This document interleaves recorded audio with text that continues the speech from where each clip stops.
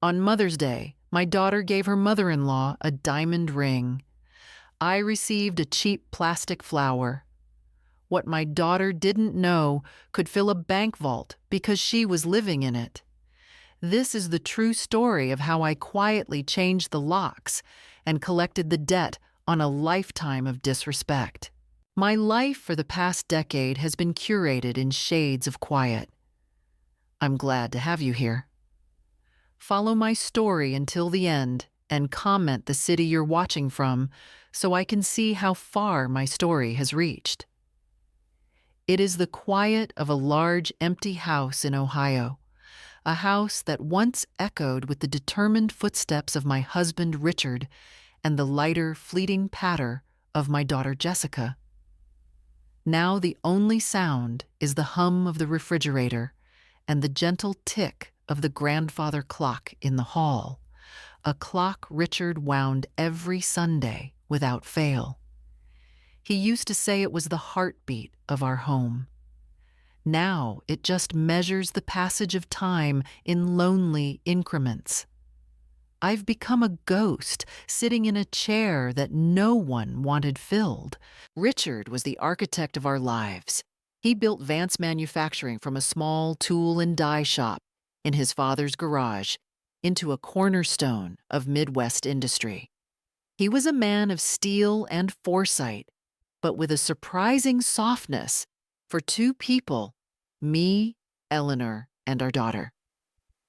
He saw the company not as a machine for generating wealth, but as a legacy, a living testament to a life of hard work that would provide for his family long after he was gone.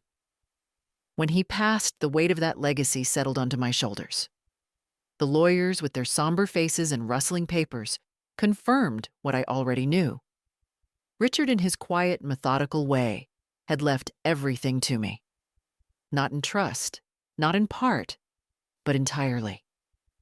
I was the sole shareholder, the final authority, the quiet queen of an industrial kingdom I had helped build through decades of support, encouragement, and sacrifice. Paper remembers what people forget.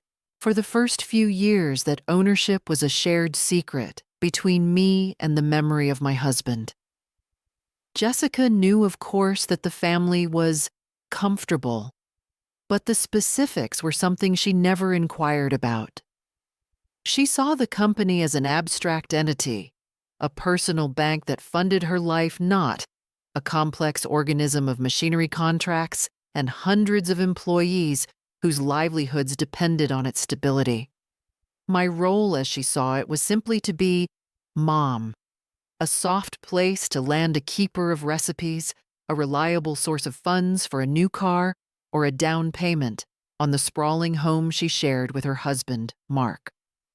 I was a character in her story, a part of the scenery, not the author of the entire play. And for a long time, I was content with that role. A mother's love, I believed, was a currency of unconditional giving.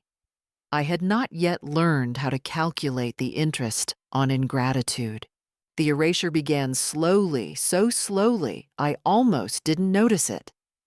It wasn't an act of overt cruelty, but a series of quiet shifts, like furniture being nudged fractions of an inch at a time until the entire room is rearranged without you knowing how. It started with the photographs.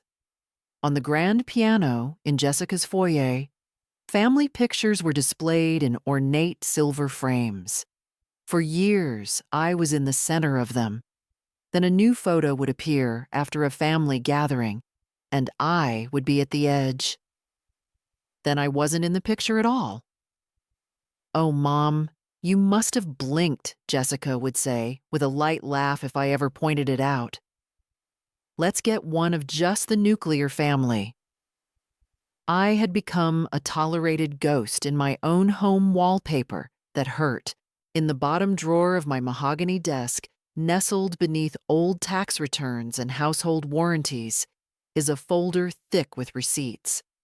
Not financial receipts, but emotional ones. There's a copy of the wire transfer for Jessica's tuition at a private East Coast university, a school I paid for by selling a parcel of land Richard had earmarked for our retirement cottage. There's the canceled check for her wedding, a lavish affair with ice sculptures, and a string quartet that cost more than my first home. And then there is the deed to her house, a house for which I provided the entire down payment, a sum so large it made the bank manager whistle under his breath. I handed it over without a second thought, believing I was not just buying her a house, but a foundation for a happy life. I was investing in her future, pouring the concrete of my life savings so she could build her dreams upon it. I was never in the way. I was the foundation. I did it because she was my daughter. I'd worked alongside Richard in the early days, managing the books while she slept in a bassinet in the corner of the office. I packed her lunches, proofread her essays, and held her hand through every fever and heartbreak. When she met Mark, a handsome man with an easy smile and an expensive taste in watches, I welcomed him into the family. I saw how happy he made her, and her happiness was the only return on investment I ever required. The philosopher Seneca once wrote, "A gift consists not in what is done or given, but in the intention of the giver or doer." For years, I believed my intention was enough. I hadn't realized that for some, the gift is only real if it comes with a price tag they can brag about. Mark worked at Vance Manufacturing in a vague but handsomely paid business development role that Richard had created for him. It was a position with a prestigious title and few actual responsibilities, a quiet subsidy to ensure his daughter's comfort. After Richard's death, I kept Mark on the payroll. It seemed the easiest way to maintain Jessica's lifestyle without having to engage in awkward conversations about allowances for a grown woman. The money flowed from the company to Mark's paycheck, and from there into their joint account, funding a life of casual luxury they both took for granted. They saw it as Mark's salary, a reward for his imagined brilliance. They never saw my hand, the quiet, invisible one, signing the checks and approving the budgets. I had become the foundation of their world, but a foundation is by its nature buried and unseen. They called me dead weight, but one day they would have nowhere to land. The phone calls dwindled first. They used to be daily, then weekly. Soon they became transactional. The phone would ring, and after a perfunctory, "How are you?" Mom would come the real reason for the call. A bill was due. The property taxes on their house had gone up. Mark wanted to join a new golf club. I was no longer a mother. I was a line item in their budget, an ATM that dispensed affection in the form of wire transfers. After the money was sent, the silence would resume. I had become an ATM that wired the funds and then quietly disappeared. I became a ghost in my own family, a ghost who paid the bills. Then came Brenda Mark's mother. She was everything I was not: loud, ostentatious, and demanding of the spotlight. She was a woman who wore sequined jackets to brunch and called everyone darling. Jessica, to my surprise, was utterly captivated by her. Brenda was a character so much fun, the life of the party. Holidays began to shift. Christmas Eve, once sacredly ours, was now spent at Brenda's. Thanksgiving was a potluck where I was assigned to bring the dinner rolls. I was moved from the head of the table to the middle to a seat by the drafty window. I watched as Jessica and Brenda developed a shorthand, a secret language of inside jokes from which I was quietly excluded. I was wallpaper. Wallpaper that hurt. Have you ever felt that way? like you're becoming invisible in a room full of people you love. Comment below if you know this feeling. I said nothing. I always said nothing. To complain felt like a weakness, an admission that I was no longer the matriarch but a relic. My silence was a shield, but I was beginning to realize it was also a form of slow surrender. I was a background character in a story that had long since erased my name from the script. One evening, I overheard Jessica on the phone with one of her friends, her voice a low, conspiratorial whisper. "Oh, Mark's mom is a blast. My mom, well, she's just there, always, like a silent little housemaid." The words weren't meant for me, but they found me anyway. They landed like tiny, sharp stones, and for the first time I felt something other than sadness. It was a cold, quiet flicker of something else. Something that felt dangerously close to resolve. I didn't cry. The shock had built a wall inside me so thick that no tear could escape. Last autumn, for my 75th birthday, Jessica and Mark took me out to dinner. They chose a new trendy restaurant with dim lighting and a menu I couldn't read without my phone's flashlight. The music was a relentless, thumping beat that made conversation impossible. Jessica spent most of the evening texting under the table, occasionally looking up to offer a bright, vacant smile. Mark talked at length about a new set of golf clubs he was considering. My gift was presented in a small, generic gift bag. Inside was a scented candle. Vanilla. It was the kind of gift you give to a distant colleague or a neighbor you barely know. We know how much you love candles. Mom Jessica said, though, I hadn't lit a candle in years. The smoke irritated my lungs. 2 weeks later, it was Brenda's birthday. My invitation came via a group text. The celebration was a catered affair at Jessica and Mark's house for 50 people. A jazz trio played softly in the corner. Brenda sat in a high-backed chair at the center of the living room, a temporary throne accepting praise and presents. Jessica presented her with their gift, a first-class ticket to visit her sister in Arizona, and a custom-made photo album bound in Moroccan leather, filled with pictures of her Mark and Jessica. There were no pictures of me. For a moment, I felt shame, not anger, not even sadness, just shame, the quiet, aching kind that makes you feel like a fool for hoping. I watched from a forgotten corner, holding a plate of hors d'oeuvres I didn't want. I saw the way Jessica looked at Brenda with a mixture of admiration and eager-to-please devotion. It was a look I hadn't received in a long time. The contrast between my vanilla candle and Brenda's first-class ticket was not about the money. It was about the thought. My gift was an obligation fulfilled. Hers was a tribute. The message was clear. I was a duty. Brenda was a joy. I ate a single canapé, the taste turning to ash in my mouth, and slipped out the back door without saying goodbye. I doubt anyone noticed I was gone. As I drove home, I thought about the concept of unconditional love.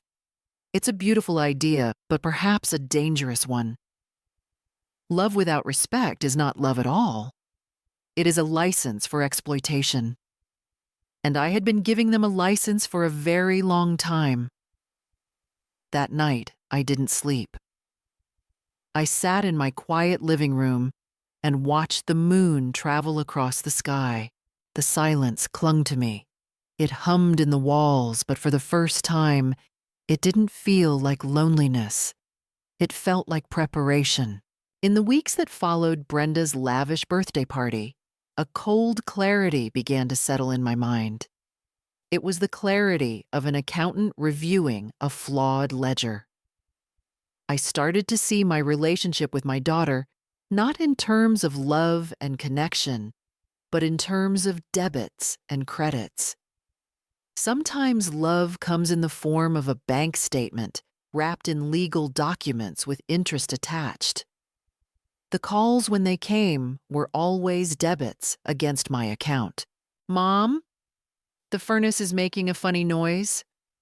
The repairman said it's going to be $2,000, a debit. I would transfer the money. Mom, Mark, and I are thinking of going to Aspen for a long weekend, but things are a little tight this month. A debit. I would approve a bonus for Mark from the company.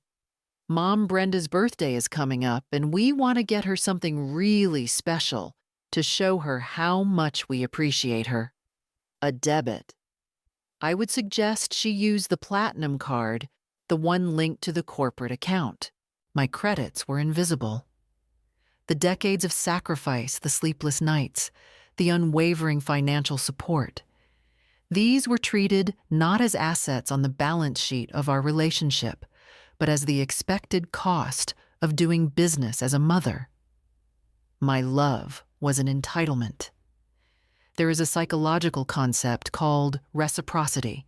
It suggests that in response to friendly actions, people are frequently much nicer and more cooperative.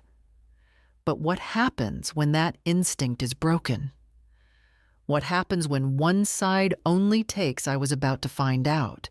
I started keeping a journal not of feelings, but of facts. I logged the dates of the calls, the amounts requested, and the length of the silence that followed each transaction. The pattern was undeniable. I was not a person to them. I was a resource. A deep, inexhaustible well from which they could draw at will without a thought for the source of the water. The discovery did not make me angry, not yet. It filled me with a profound and hollow sadness. I had spent my life building a legacy for a daughter who saw me as nothing more than a bank vault, a vault she believed would remain open forever. She had no idea that I was the one who held the key and that my hand was beginning to tire of turning it. I was a line item that had been crossed off. I had been building a pedestal for them, not a bridge. And I was done. Jessica and Mark lived in a world of polished surfaces. Their home was a pristine temple of modern design, featured once in a local lifestyle magazine. Their cars were sleek foreign models leased through the company. Their weekends were a curated series of brunches at exclusive restaurants' charity galas, where they smiled for photographers, and vacations to sun-drenched islands. They wore their success like a perfectly tailored suit, a facade of effortless achievement. It reminds me of the Potemkin villages, the fake settlements built in 18th century Russia to impress the Empress Catherine the Great. From a distance, they looked prosperous and real. Up close, they were just painted facades with nothing behind them. But I knew the truth. I had the invoices. I saw the credit card statements that flowed across my desk for final approval. I knew their success was not built on Mark's business acumen or Jessica's ambition. It was built on the sweat and ingenuity of Richard Vance. It was built on the silent, steady profits of a manufacturing company they had never bothered to understand. Mark's job was a fiction, a way to channel funds to him without the indignity of an allowance. His six-figure salary was for a role that consisted of little more than forwarding emails and taking clients to lunch on the company dime. I once drove past their house on a Saturday afternoon. They were in the front yard laughing as they washed a new convertible, a car I knew had been paid for by a dividend I had declared a month prior. They looked like the perfect couple from a television commercial, radiating health and prosperity. And in that moment, I felt a deep, chilling detachment. It was as if I were watching two strangers. They were living a life I funded in a house I paid for driving a car I bought, and they had completely and utterly written me out of the script. I was the silent producer of their hit show, but I was not allowed on set. I was merely the money, and money they believed had no feelings. They toasted their luck. I would soon cash the truth. They were about to learn that the money had a name, a history, and a breaking point. Mother's Day arrived on a bright, deceptively cheerful Sunday in May. The invitation was for brunch at the most expensive hotel in the city. I knew without asking that the bill would be quietly settled by Mark's corporate card. The four of us sat at a table by a large window overlooking a manicured garden. Me, Jessica, Mark, and Brenda, who was wearing a feathered hat that looked like it might take flight. The gift exchange happened after the mimosas were poured. Jessica began with a theatrical clearing of her throat. "Brenda," she said, her voice full of emotion. "Mark and I just wanted to show you how much you mean to us. You've been more than a mother-in-law to me. You've been a friend, a mentor, a second mom." She pushed a velvet box across the table. Inside was a diamond tennis bracelet that glittered under the chandeliers. Brenda gasped a performance of practiced surprise. "Oh, darlings, you shouldn't have," she cried, her eyes darting around to see who was watching. "That's not all," Mark added, sliding a glossy brochure into her hand.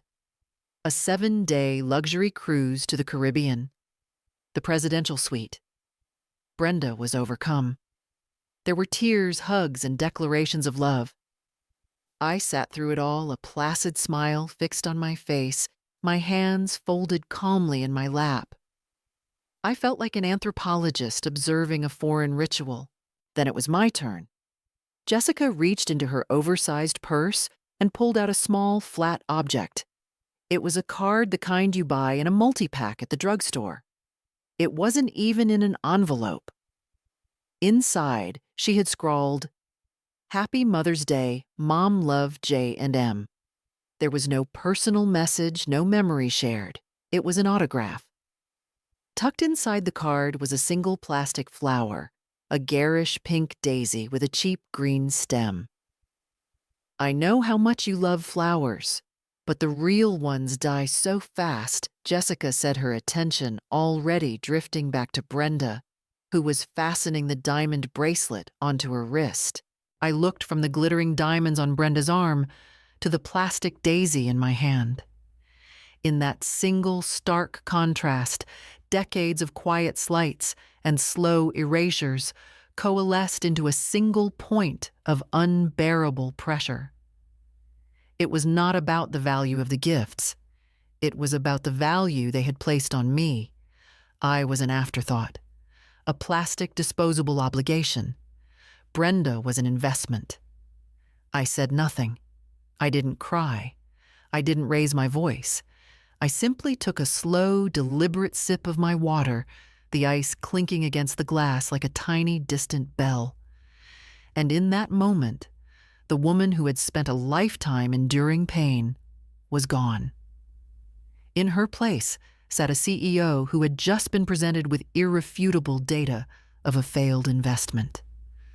And she was preparing to liquidate. I drove home from the brunch in a state of preternatural calm. The streets of our Ohio town, familiar to me for 50 years, seemed foreign, as if I were seeing them through a new lens. The oak trees lining the boulevard were not just trees. They were assets, rooted and patient. The brick buildings downtown were not just shops. They were structures built on solid foundations.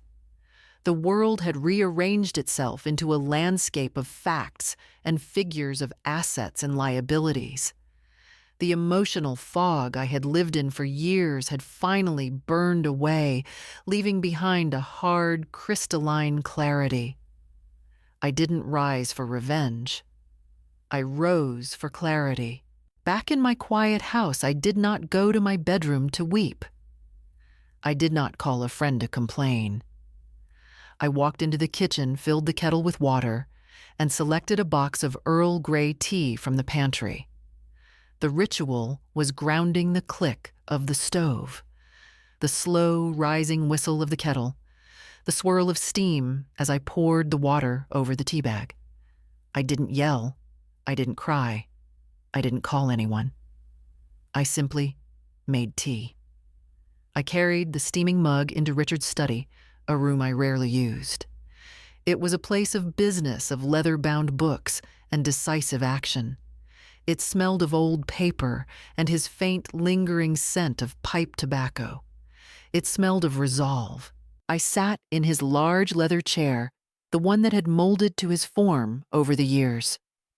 I held the warm mug in my hands, its heat a small comfort against the chill that had settled deep in my bones. I looked at the plastic daisy, which I had placed in the center of the vast, polished desk. It looked small and pathetic, a cheap insult on a surface built for signing million-dollar contracts. I was no longer confused. I was no longer waiting for an apology. I was planning. I did not feel anger. Anger is a hot, messy emotion, and I felt nothing but a cold, motivating calm. Anger weeps and shouts. Clarity plans. I was not a scorned mother seeking revenge. I was the sole proprietor of Vance Manufacturing, and I had just identified a significant and unsustainable drain on corporate resources. My daughter and her husband were a liability, an underperforming division that was jeopardizing the health of the entire enterprise. The solution was not emotional.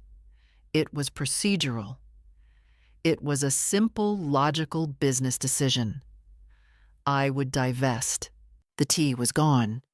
The mug was cool to the touch. The house was utterly silent. I swiveled in the large leather chair and faced the credenza. With a steady hand, I reached out and powered on the desktop computer, a machine far more powerful than the simple laptop I used for emails and online recipes. The screen flickered to life, displaying a photo of a smiling Richard, his arm around a much younger me. For a moment, a pang of grief, sharp and familiar, pierced through my composure. I allowed myself to feel it for exactly 10 seconds. Then I closed the image. The time for sentiment was over. I navigated through the files, my fingers moving with a purpose they hadn't felt in years. I bypassed the folders labeled family photos and recipes. I was looking for a different kind of nourishment now. I found it in a folder labeled VM Corp. Inside was a digital vault of scanned documents, the DNA of the company Richard had built. I clicked open the file I was looking for, Corporate Charter, Sir, Amended Final PDF. I scrolled through the dense legal language, the clauses and subclauses that defined the structure of our life's work. My eyes scanned for the relevant section, Article 4 Stock. There it was in black and white, an indisputable fact. The total number of shares of stock which the corporation shall have authority to issue is 1,000 shares of common stock. And then the addendum from after Richard's passing, executed by his estate lawyer. All 1,000 shares are hereby issued to and held by Eleanor Vance. 100%. Not 99. Not 51. 100. I smiled not out of revenge, but out of something stronger clarity. I was not a beneficiary. I was not a passive recipient of dividends. I was the company. My name was on the charter. My authority was absolute. Jessica and Mark, in their blissful ignorance, believed they were drawing from a magical, inexhaustible trust fund. They had no idea they were living on the charity of a woman they treated like a piece of unwanted furniture. They had mistaken my love for weakness, my silence for senility. They had forgotten who held the deed to their entire world. I closed the file. The plan was no longer an abstract idea. It was a series of steps, a checklist. I opened a new document and began to type. 1. Contact James Covington. 2. Engage M&A advisory firm. 3. Initiate confidential sale process. 4. Establish new personal holding company and bank accounts. 5. Liquidate. A small, thin smile touched my lips for the first time that day. It was not a smile of joy, but of profound, unshakable certainty. The game was over. They just didn't know it yet. The next morning, I did not call Jessica. I did not respond to the perfunctory, "Hope you like the flower" text she had sent late the night before.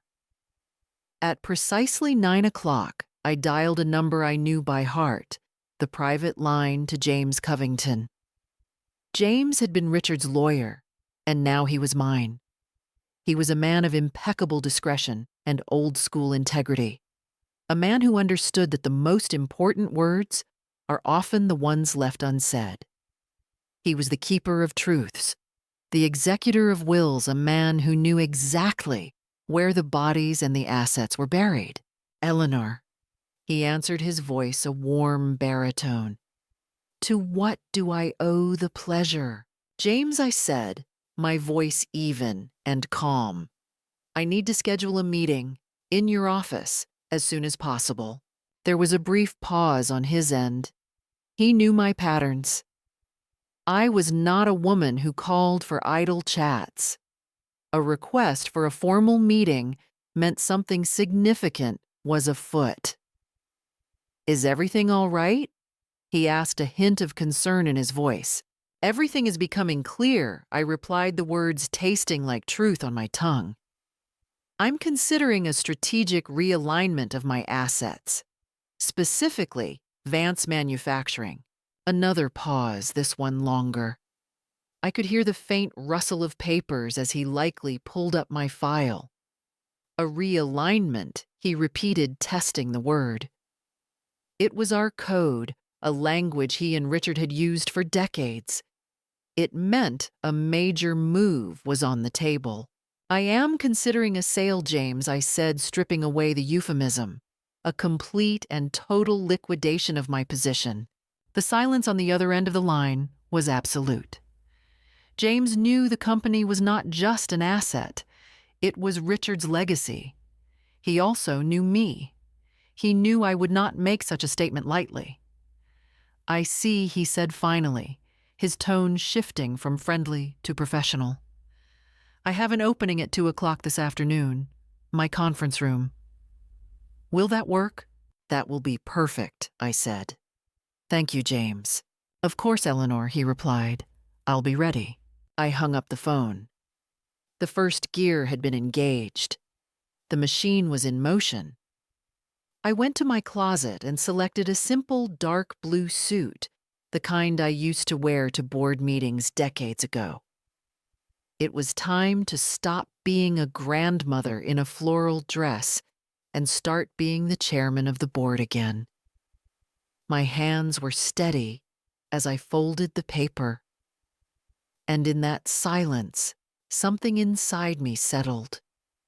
Not like calm, but like stone. James Covington's office was a sanctuary of quiet competence. The walls were lined with law books, the air smelled of lemon polish and old paper, and the silence was broken only by the muffled ringing of distant phones. James greeted me not with a hug, but with a firm, respectful handshake. He had already set out a pot of coffee and 2 cups on the polished conference table. He knew this was not a social call.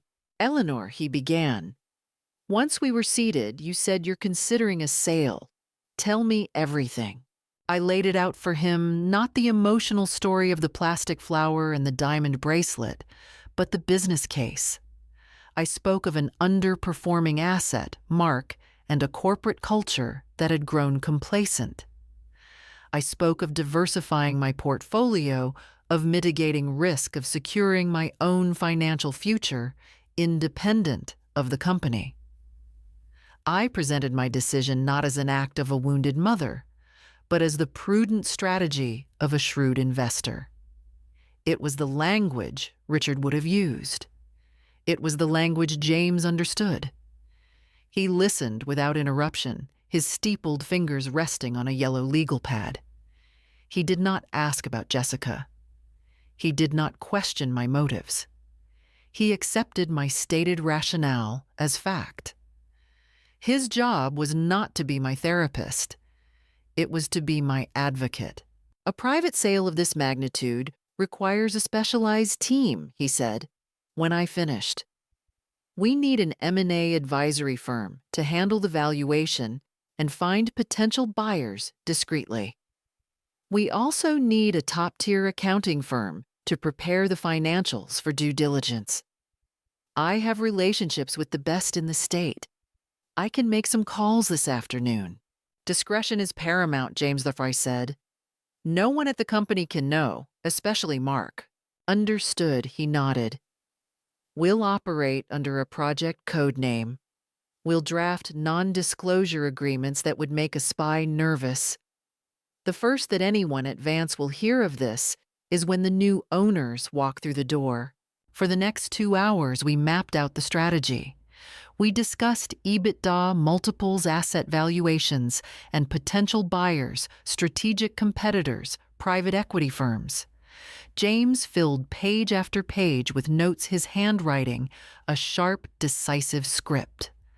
I felt a forgotten part of myself stir to life, the part that had sat beside Richard for 40 years, listening and learning.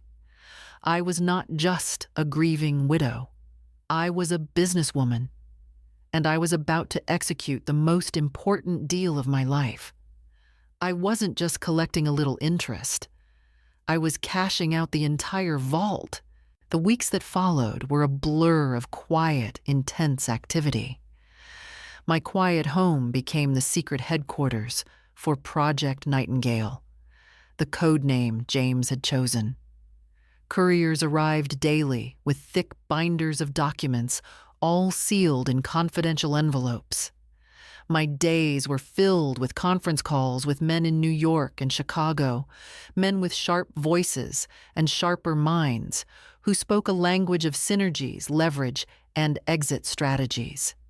They were the team from Sterling M&A, the firm James had engaged. They descended upon the company's financials like a pack of wolves, tearing them apart, analyzing every line item, every contract, every asset. They worked from a secure data room that James had set up, a virtual space where they could access everything without ever setting foot on Vance Manufacturing's property. Meanwhile, Jessica and Mark remained blissfully unaware. Jessica called once to ask for $5,000 for a charity auction she was attending. I approved the transfer without comment. Mark left me a voicemail boasting about a golf game he had played with a potential client, a game I knew had been charged to his corporate expense account. They were children, playing in a sandbox, completely oblivious to the fact that the sandbox was about to be sold. One afternoon, I sat in James's conference room with the head analyst from Sterling, a young, impeccably dressed man named David. He had spreadsheets projected onto the wall, a dizzying array of numbers and charts. "The valuation is strong, Mrs. Vance," he said, pointing a laser at a number in the high 8 figures. "Vance has solid fundamentals, legacy contracts, and significant real estate assets. We've had preliminary confidential interest from 2 strategic buyers and a very motivated private equity group." I looked at the number. It was staggering, a testament to Richard's life's work. It was a sum that could fund 100 diamond bracelets, 1,000 luxury cruises.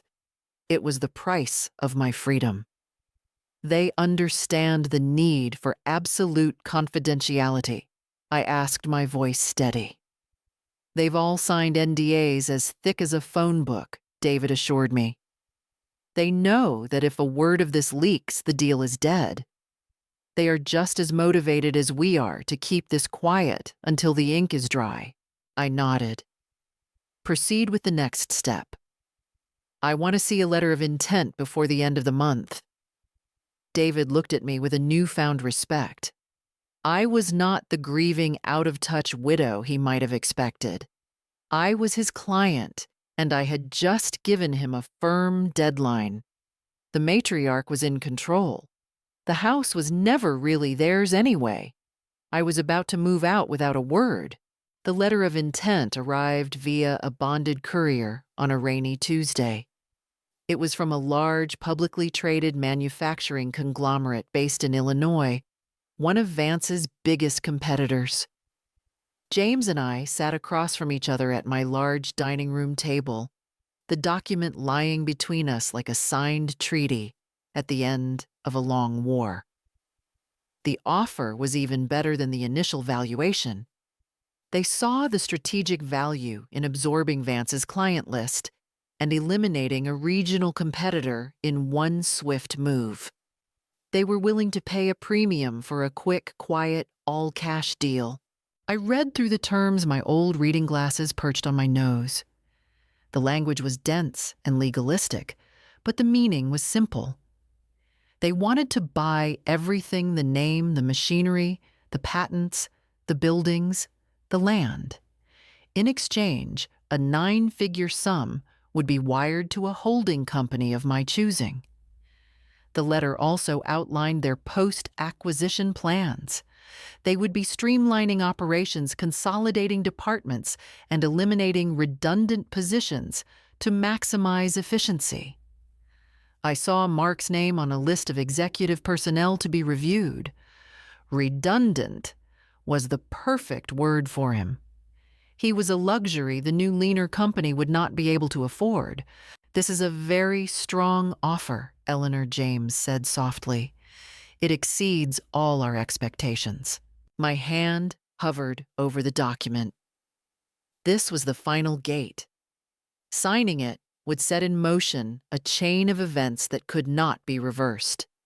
It would mean the end of Vance Manufacturing as a family legacy. It would mean the end of the life my daughter knew.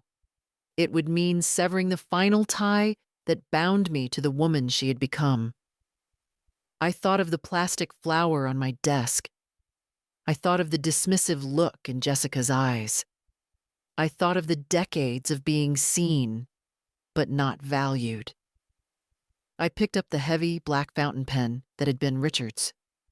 My hand did not tremble. I wasn't doing this to punish them. I was doing this because for once in my life, I was choosing myself. The love I felt for my daughter was real, but it could no longer be a suicide pact. I would not set myself on fire to keep her warm anymore. I signed my name. The ink was dark and permanent. It was not an act of revenge. It was an act of survival. The closing was a strangely anticlimactic affair. It took place not in a grand boardroom, but in a sterile, anonymous conference room at a title company downtown. The only people present were me, James, and 2 lawyers from the acquiring conglomerate men with tired eyes and expensive suits. The vast sum of money, the fate of a company, the future of a family. It all came down to a mountain of paper and a series of quiet signatures. This is how empires fall, I thought. Not with a bang, but with the quiet scratch of a pen. I signed document after document. The master purchase agreement, the stock transfer certificates, the deeds to the properties, the patent assignments. With each stroke of the pen, I felt another weight lift from my shoulders. I was not destroying a legacy.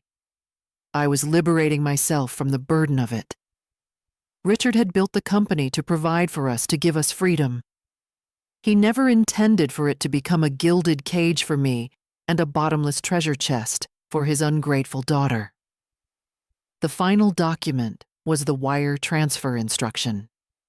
James had already set up the new holding company, a discrete entity with a name that meant nothing to anyone but me. The funds from the sale would bypass all the old accounts and flow directly into this new firewalled vault, a vault to which only I held the key. When the last signature was done, one of the lawyers, a man named Peterson, stood up and extended his hand. "Congratulations, Mrs. Vance," he said, his voice devoid of emotion. "It's been a pleasure doing business with you." I shook his hand. "The pleasure was all mine, Mr. Peterson." And that was it. The empire Richard had built over a lifetime was transferred in a few quiet hours. As James and I walked out into the bright afternoon sun, my phone buzzed in my purse. It was a text from Jessica. "Hey, Mom, Mark and I are thinking of redoing the kitchen. Can we talk about the budget this week?" I read the message, and a cold, sad smile touched my lips. I did not reply. The bank was closed. The vault was sealed. She just didn't know it yet. The budget I thought was about to become her problem entirely. What would you have done? Would you have picked up the phone? Or would you have done what I did? Comment your thoughts below. The first tremor of the earthquake I had unleashed occurred 3 days after the closing. I was in my garden pruning my rose bushes, real ones fragrant and alive, when my phone rang. It was an unknown number, but the area code was from Aspen, Colorado. I let it go to voicemail. A few minutes later, a text message from Jessica appeared. "Mom, call me ASAP. My card was declined. We're stranded." I could picture the scene perfectly. She and Mark were likely at the check-in desk of some ridiculously expensive ski lodge, a mountain of designer luggage at their feet, her face a mask of indignation and embarrassment. The platinum card, the one linked to the Vance Manufacturing corporate account, the one she used for all her little emergencies, had been rejected. The card, of course, no longer existed. The account it was tied to had been closed, dissolved, along with the company that had funded it. The new owners had their own systems, their own cards, their own expense policies. And Jessica Vance was not on their list of approved users. I read the text message again. We're stranded. The drama, the entitlement, the complete lack of self-awareness. It had never occurred to her to have her own money, her own credit. Why would it? The magic card had always worked before. She wanted freedom, and I gave her a taste of it.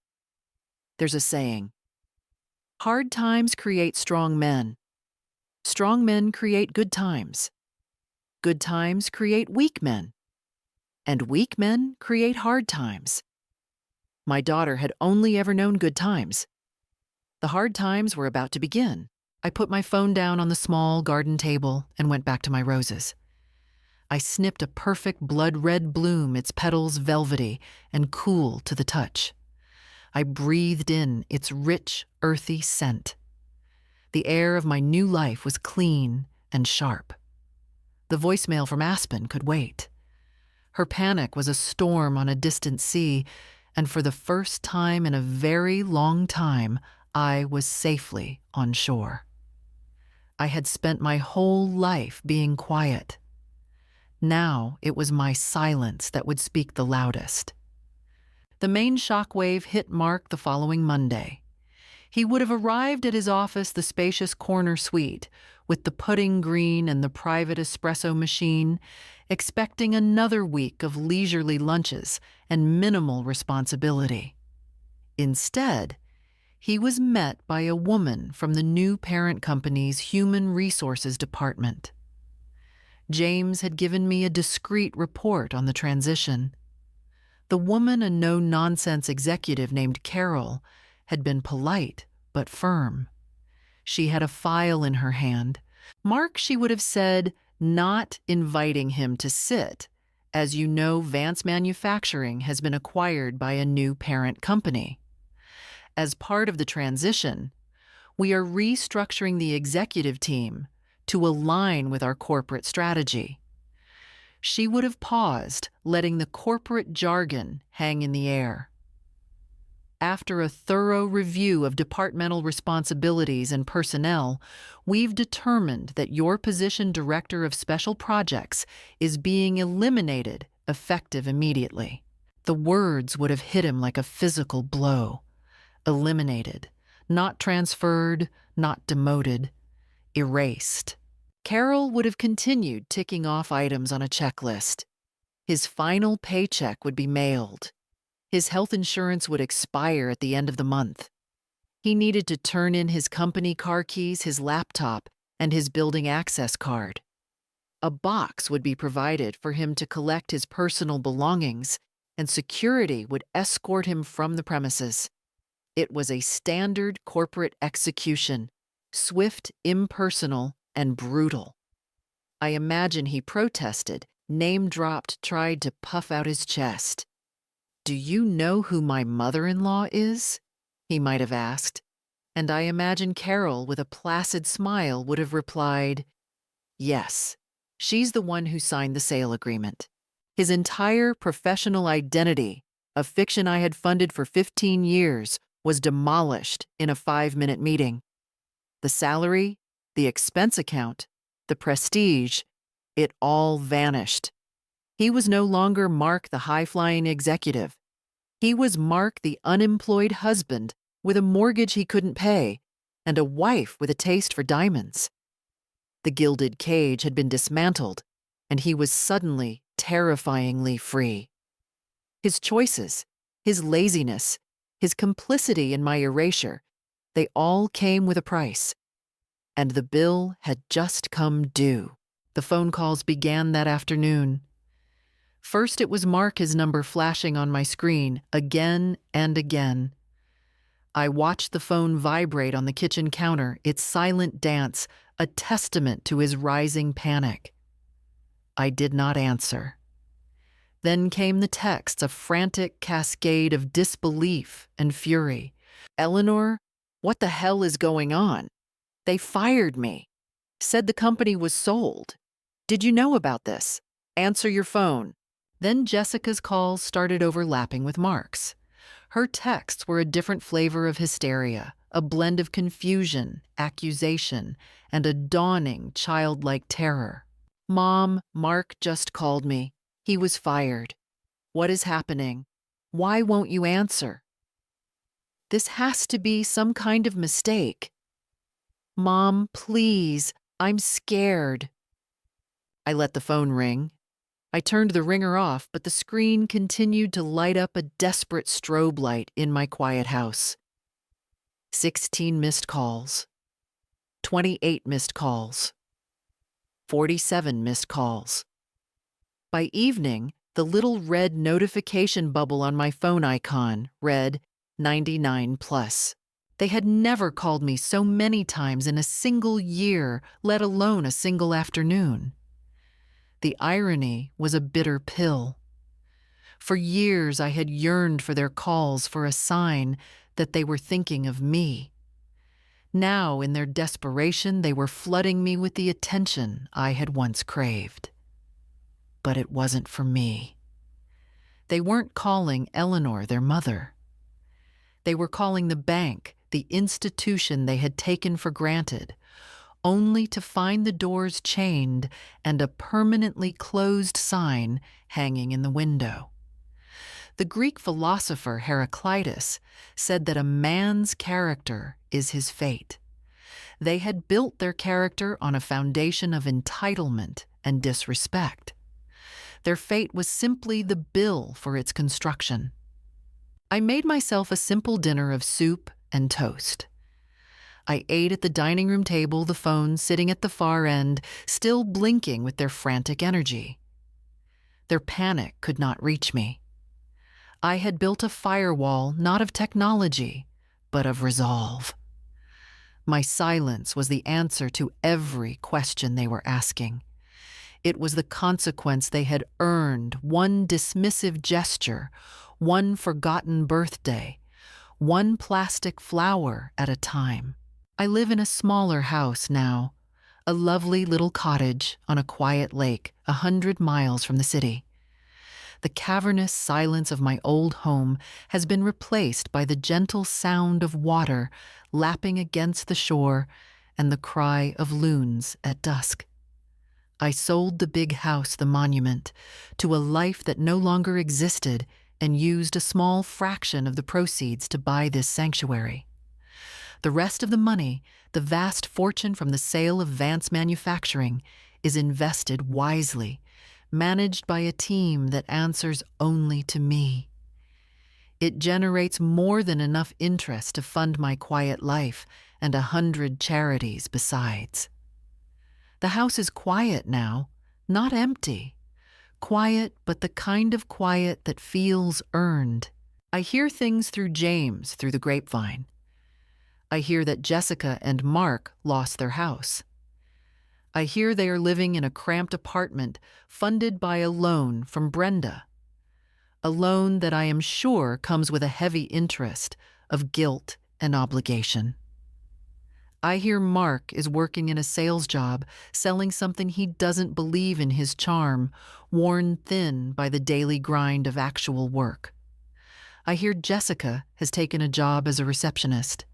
She sent me a letter months ago. It was a long, rambling screed of anger, self-pity, and blame. Tucked inside was a single sentence of remorse, an apology that felt less like contrition and more like a desperate attempt to find the key to the vault again. I never wrote back. Some might call what I did cruel. They might call it revenge. But it was not revenge. It was reality. It was a rebalancing of a ledger that had been skewed for far too long. I did not destroy their lives.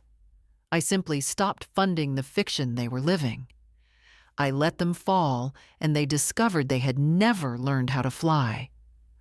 I am not the villain in their story, nor am I the savior. I am simply the lesson.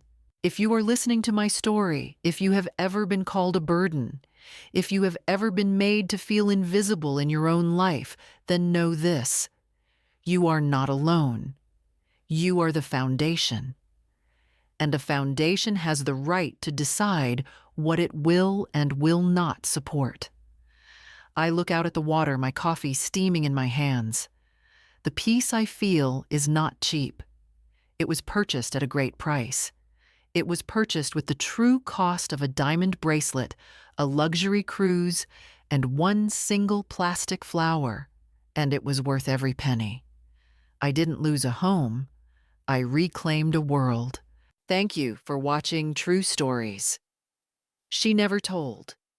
If this story stirred something in you, some quiet ache or some buried memory, I invite you to do one simple thing: subscribe to True Stories. She Never Told, and hit the notification bell so you don't miss the next story we have to share. Here, we don't whisper the past. We speak it with clarity. You are not invisible. You are not crazy. And you are not done yet.